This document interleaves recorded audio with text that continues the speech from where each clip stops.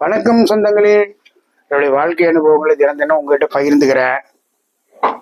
இப்ப நான் இப்ப சொன்னேன்ல, வேலை இல்லாம அப்படியே கஷ்டப்பட்டு இருந்தா அந்த பாய ஒருத்தரை பார்த்தேன் அப்படின்னு. அப்புறம் அவர்கிட்ட போய் தனியா ஒரு டீ கடையில் பேசினா அவருக்கு என்ன இது அப்படின்னா, அவர் இந்த 5 ஸ்டேட்டுக்கும் பழைய துணிங்க, அதாவது பழைய துணின்னா போட்ட துணி இல்லை, ஒரு ஜவுளி கடையிலும் மீதி ஆகிற துணிங்களை அப்ப ஆடி தள்ளுபடி இல்லாதனால இந்த மாதிரி. இப்ப எனக்கு நான் ஏதாவது ஒரு நல்ல வேலையில இப்ப இந்த மாதிரி கஞ்சனுங்கிட்ட போய் சேர்ந்து என் குடும்பத்தை நடத்துறதுக்கு மட்டும் தான் எனக்கு இதாகும். இப்ப பொண்ணு கல்யாணத்துக்கு தயாராகிட்டு வரா. அவளுக்கு கல்யாணத்தை மலர்னு பண்ணி வைக்கணும். ஏன்னா பொண்ணெல்லாம் என்னுடைய இது 17 வயசு ஆச்சுனாவே மாப்பிள்ளையை பார்க்க ஆரம்பிச்சிடணும். இல்லைன்னா பின்னாடி ஏதாவது ஒரு தொந்தரவு வச்சுன்னு வச்சுங்க, நம்மள மனசை ரொம்ப சஞ்சலப்படுத்தி விட்டுரும். இந்த எண்ணம் எனக்கு. அதனால அவளுக்கு கல்யாணத்துக்கு இப்ப வேண்டிய பொருள் எல்லாம் சேர்க்கணும், கல்யாண செலவுக்கு பணம் வேணும். அப்ப இந்த மாதிரி போய் 3000 ரூபாய்க்கு 4000 ரூபாய்க்கும் போய் வேலைக்கு சேர்ந்துக்கிட்டு வேலையில அந்த மாதிரி இருந்தோம்னா ஒண்ணுமே பண்ண முடியாது, எதுவும் மிச்சம் ஆகாது. நம்ம சாப்பிட்றதுக்கு மற்ற செலவுக்கு தான் அது கரெக்டா இருக்கும். இப்ப எனக்கு நல்லா இப்ப சம்பாதிக்கிற மாதிரி ஒரு இது வேணும். அந்த மாதிரி சமயத்துல இந்த பாயை பார்த்ததும் அவர் என்ன சொன்னாரு, வாங்க வீட்டுல அப்பாட்ட பேசிக்கலாம் அப்படின்னாரு. அவங்களுக்கு நல்ல பங்களா, கொஞ்சம் ஒரு 3-4 நாங்க இருக்கிற இடத்துல இருந்து ஒரு 3-4 கிலோமீட்டர் தள்ளி அந்த பக்கம் இருக்கு. சரி நாளைக்கு எப்போ ஒரு நாளைக்கு வாங்க அப்படி சார், ரொம்ப நேரம் நல்லா இருக்கிறீங்களா அப்படி இப்படின்னு ரொம்ப சோசியலா பேசுவோம். அவர் கடை வச்சிருந்தாரு. அந்த கடையில காலையில நாங்க கடையில போய் உட்காந்து அவர்கிட்ட பேசிக்கிட்டே இருப்போம். டீ சாப்பிட்டுட்டு மத்தியானம் வரைக்கும் இருந்துட்டு வீட்டுக்கு வருவேன். இது டெய்லி ரொட்டீனா முன்ன அந்த மாதிரி நடந்துட்டு இருந்துச்சு. அதனால அந்த இதுல நல்ல பழக்கம், என்னை பத்தி நல்லா புரிஞ்சு வச்சிருக்கிறாரு. இப்ப நாளைக்கு வாங்க அப்பாட்ட பேசுவோம் அப்படின்னாரு. அவங்க அப்பா தான் இதுக்கு இன்சார்ஜ். அப்புறம் ஏற்கனவே அவர்கிட்ட 4 பேர் வேலை செய்யறாங்க. இப்ப ஊருக்கு இவரு கூட கூப்பிட்டு போறது, இவரு தான் தலைமை. என்கிட்ட பேசினார் அந்த ஃப்ரெண்டு, அவரு தான் தலைமை. அவங்க அப்பாட்ட போய் நான் பேசணும் சரின்ட்டு அப்புறம் போனேன். அடுத்த நாள் காலையில போனேன். அப்பா கடவுளை வேண்டிட்டு போனேன், இந்த வேலை கிடைக்கணும். ஏன்னா அந்த வேலை நல்ல வருமானம் உள்ள வேலை. சரின்ட்டு போனா அவங்க அப்பாட்ட உட்காந்து பேசினேன். அவங்க அப்பா என்னுடைய கதை எல்லாம் கேட்டாரு. என்னுடைய பேச்சு வார்த்தை இதை பார்த்தே அவர் ஏதோ என்னை பத்தி ஒரு கணிச்சிருப்பாருக்கு. அவங்க அனுபவம் இங்க சில பேர் ஒருத்தர் பேசுறது அப்படி மூஞ்ச பார்த்தா, எனக்கு கூட அந்த பழக்கம் இருக்குங்க. ஒருத்தர் பேசிட்டு இருக்காங்க வச்சுங்க, அப்படி மூஞ்ச கொஞ்ச நேரம் பார்த்துக்கிட்டே இருந்தேன், பொய் சொல்றானா உண்மையை சொல்றானாங்கிறத நான் கண்டுபிடிச்சிருவேன். அப்ப அந்த மாதிரி அவர்கிட்ட பேசிட்டு இருக்கும்போது அவருக்கு என்ன பிடிச்சி போச்சு. ஏற்கனவே என்னை பத்தி சில நல்ல அபிப்பிராயங்களை இவர் சொல்லியிருந்தாரு. அப்புறம் சரி நீங்க புதன்கிழமை அன்னைக்கு டீம் அனுப்புறேன், அவங்க கூட நீங்க போங்க, போய் நீங்க இது பண்ணிட்டு வாங்க பேசிக்கலாம் அப்படின்னா. சரிங்க அப்படின்னு சந்தோஷமா வந்துட்டு.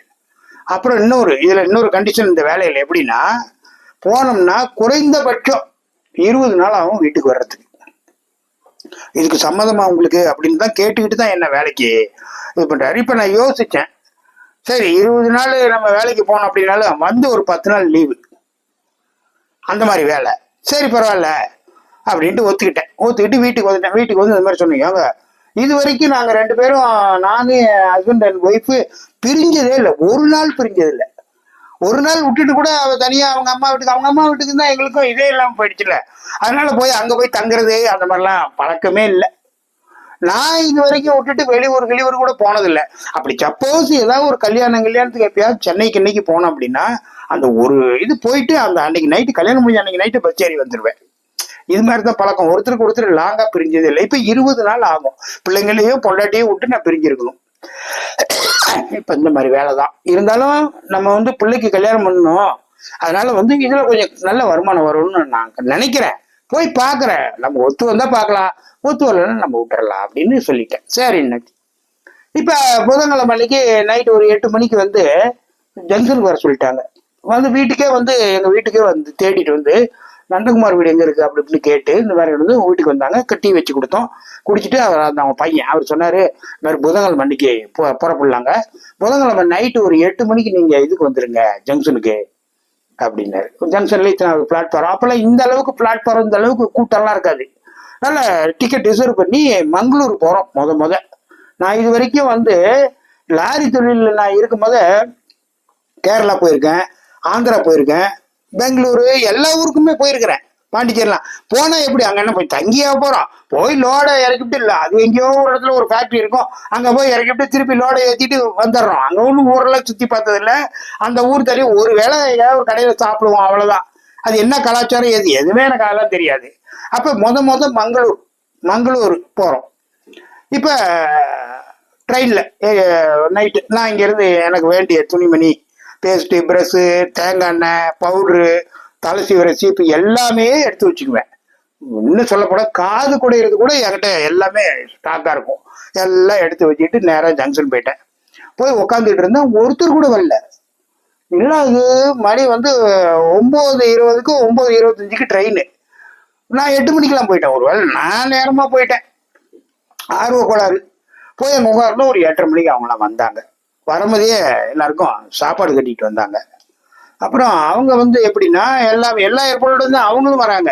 அவங்க ஒரு ஒயர் பேக்கில் வந்து குழம்பு, அப்பெல்லாம் வந்து இந்த மாதிரி இதில் தான் வாங்கணும், கட்டி கொடுக்க மாட்டாங்க. அந்த கவர் அந்த கலாச்சாரம் இல்லை.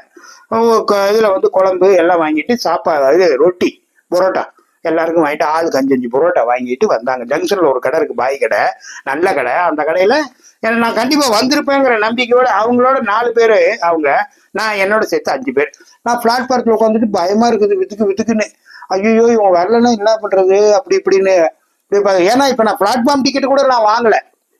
சரின்னு கொஞ்சம் கொஞ்சமாக கூட்டம், அந்த ட்ரெயினுக்கு அங்கங்கே கூட்டம் அப்படியே பேசஞ்சர் வந்துகிட்டு இருக்கிறாங்க.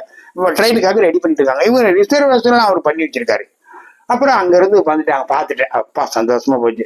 ரொம்ப நேரம் ஆகுது நீங்கள் வந்து, அப்படி இல்லை நான் வந்து ஒரு 1/2 மணி நேரம் ஆகுதுங்கண்ணே.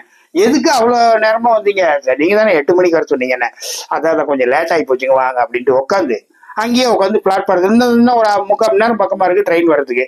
அங்கேயே உட்காந்து புரோட்டாலாம் சாப்பிட்டோம். சாப்பிட்டுக்கிட்டு உட்காந்து பேசிக்கிட்டு இருந்தோம். அப்புறம் அவர் அந்த பக்கம் இருக்கிறப்ப இந்த வேலை செய்கிற ஆளுங்கிட்ட கேட்டேன், எப்படிங்க இந்த வேலை நல்லா இருக்குமான்னு. நீங்கள் வந்து பாருங்க, உங்களுக்கு பிடிச்சா செய்யுங்க அப்படின்னு கூட இருக்கிறவன் ஒரு ஆள் சொன்னான். கொஞ்சம் நல்ல மனுஷன் தான் சொன்னான். ட்ரெயின் வந்துச்சு. இது எதுன்னு அவங்களுக்கு கரெக்டாக தெரியும். அந்த இதில் எனக்கு இந்த ரிசர்வேஷன் இதெல்லாம் எதுவுமே தெரியாது. நான் ஒரு ட்ரிப்பு கல்கத்தா போனப்பெல்லாம் டிக்கெட்டே வாங்காமல் வித்தவுட்டில் போனவன் நான். அப்புறம் அப்படி இருக்கிறப்ப நமக்கு இப்போ நல்ல கௌரவமான கூப்பிட்டு போகிறாங்க ரிசர்வ் பண்ணி. சரின்னு போய் நமக்கு சீட்டு, படுக்கிறதுக்கு இடம் எல்லாமே இருந்துச்சு. பேக்கெல்லாம் வச்சு புறப்பட்டோமா. அடுத்த நாள் காலையில் 11 மணிக்கு டிக்கெட்டுக்குன்னு அந்த மங்களூர் போய் சேர்ந்துட்டோம். ஒரு 11 மணி இருக்கும். சேர்ந்ததும் அங்கே இறங்கினதுமே அங்கேயே ரெஸ்ட் ரூம் இருக்குது, பாத்ரூம்லாம் இருக்குது. கூட்டமே இல்லை அந்த ஸ்டேஷனில். அங்கே போய் நல்லா தண்ணி குளித்தோம். குளிச்சுட்டு அங்கேயே வந்து மலையாளிஸ் வந்து கேன்டீன் வச்சிருக்கிறாங்க. இவங்களுக்கு அது மாமூல். இவங்க ரெகுலராக போகிறவங்க. அதாவது இவங்களுக்கு எந்த இடம் என்னங்கிறது எல்லாமே தெரியும். அப்புறம் அங்கே போனதும் முட்டை பிரியாணி, 20 ரூபா தாங்க ஒரு முட்டை பிரியாணி.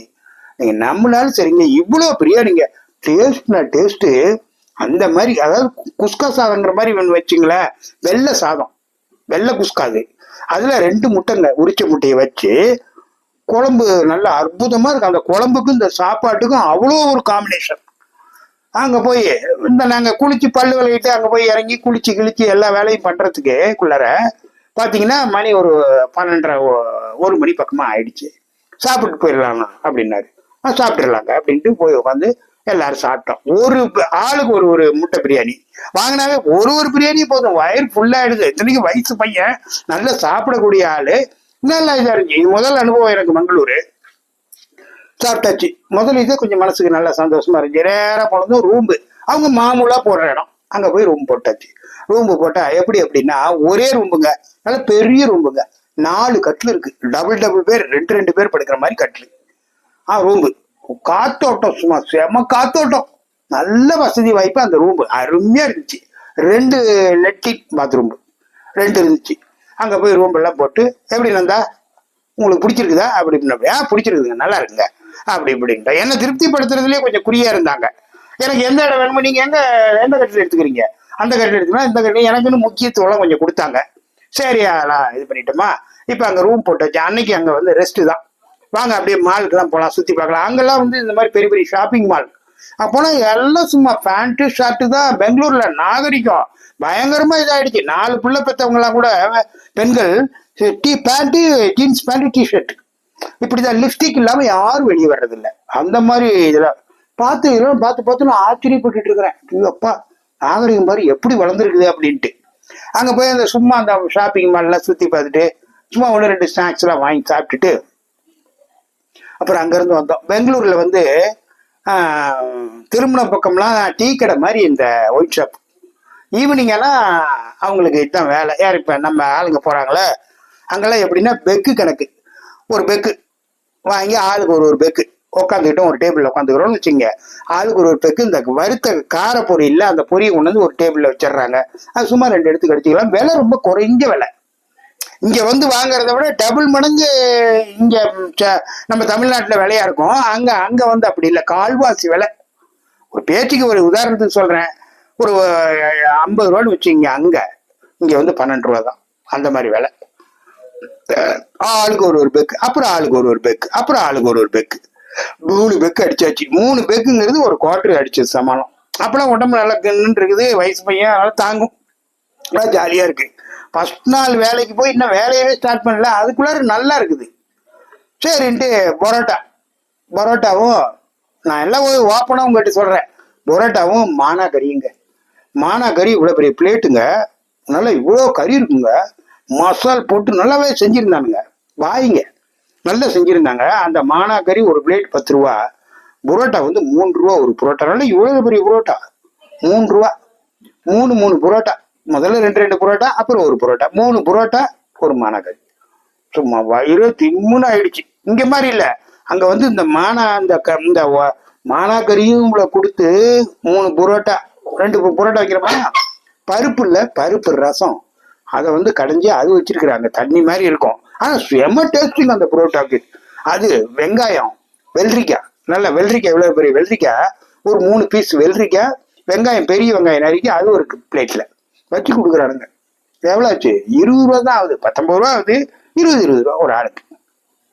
சாப்பிட்டுட்டு அன்னைக்கு அது முடிஞ்சிச்சா படுத்துட்டோம். காலைல எழுந்திரிச்சோம், குளிச்சோம், எல்லாம் பண்ணோம். அங்கேருந்து பஸ்ஸை பிடிச்சி ஒரு இடத்துக்கு போகணும். ஒரு 25-30 கிலோமீட்டர் வைங்களா. ஒரு 1.5 மணி நேரம் 1 மணி நேரம் டிராவல். கொஞ்சம் டிராவல் 1 மணி நேரம். போய் முதல்ல ஒரு பெரிய ஜவுளி கடை, ஜவுளி கடையில் போய் ஓனர்கிட்ட பேசுகிறேன். அப்படி இந்த எங்களை கூப்பிட்டு போன அந்த பாய், அவங்க பையன். அப்புறம் வந்து சரி அப்படின்னு ஒரு பையனை விட்டு கூப்பிட்டு போனாங்க. எனக்கு எந்த வேலையும் இல்லை. அவங்க என்ன செய்யறாங்கன்னு நான் அதுதான் பார்த்துருக்கேன். அவங்க மூட்டையோ கட்டி வச்சிருக்கிறாங்க. எல்லாம் பூத்துடுங்க. அதெல்லாம் வந்து 1 வருஷம் 2 வருஷம் ஆனால் மாடல் மாறி வர மாடல்லாம் வேற மாடல் வந்துருச்சு. அந்த மாடல் ஓடாது. அந்த மாதிரி துணியெல்லாம் வச்சிருக்காங்க. அதெல்லாம் எடுத்து போட்டு பிரிச்சு எத்தனை இருக்குன்னு எண்ணணும். தனித்தனியா எல்லாம் எண்ணி அடுக்கி எல்லாம் அடுக்கி வச்சாச்சு. ஓனருங்கிறது வந்து அப்படி விலை அவங்களுக்குள்ள பேசுறாங்க. ஒருத்தர் ரேட்டு அப்படி இப்படின்னு பேசிக்கிறாங்க. ரேட்டெல்லாம் பேசி அதெல்லாம் முடிச்சா இப்போ அதை வந்து நாங்கள் அங்கேயே வச்சு அதை நல்ல பேல் மாதிரி சாக்கு போய் போட்டு ஊசி எல்லாமே வச்சிருக்கிறாங்க. வச்சு நாங்கள் தான் எல்லாம் சேர்ந்து அதை கரெக்டாக பேல் பண்ணி தச்சாச்சு. இப்போ ஒரு ஆட்டோ ரிக்ஷா பிடிக்கிறோம். தூக்கிட்டு வந்து ஆட்டோ ரிக்ஷாவில் போட்டால் முதல் கடையிலேயே ஒரு 5 பேல், நல்ல பெரிய பெரிய பேல். அந்த 5 பேலையும் ஒரு 2 பேரை விட்டு பஸ் ஸ்டாண்டில், மெஜஸ்டிக் பஸ் ஸ்டாண்ட் இருக்கு, அந்த பஸ் ஸ்டாண்டுக்கு பக்கத்தில் சேலத்துக்கு மப்சல் இது வெளியூருக்கு போகிறது, ஒசூர், சேலம், கிருஷ்ணகிரி, இதுக்கெல்லாம் தனி அந்த மெஜஸ்டிக் பக்கத்துலேயே இந்த பக்கம் இருக்குது. அந்த பஸ் ஸ்டாண்டில் போய் இந்த பேலெல்லாம் ஏற்றி விட்டோம். ஏற்றி முன்னால் வந்து டிரைவர் அடிக்க வச்சுன்னா அதுக்கு எல்லாம் ஒரு இதுக்கு மேலே ஒரு 10 ரூபான்னு வச்சுக்கோங்க.